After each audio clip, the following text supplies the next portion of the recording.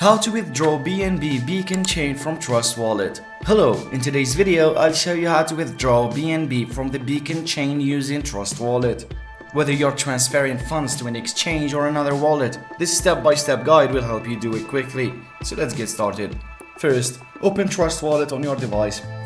Once inside, locate your BNB under tokens and make sure it's labeled as BNB Beacon Chain BEP2. Tap on it to open the BNB wallet. Next, tap on the Send button. This will open a screen where you can input the recipient's address. Make sure the wallet or exchange you're sending to support the BNB Beacon chain. Now, paste the recipient's address and double check it. Also, make sure to enter the correct memo if required by the exchange or wallet. Enter the amount of BNB you want to send, then tap Continue. Review the transaction details and hit Confirm to complete the withdrawal. And that's it, your BNB is now withdrawn from Trust Wallet. For more crypto tips, check the video description. Thanks for watching and see you in the next video.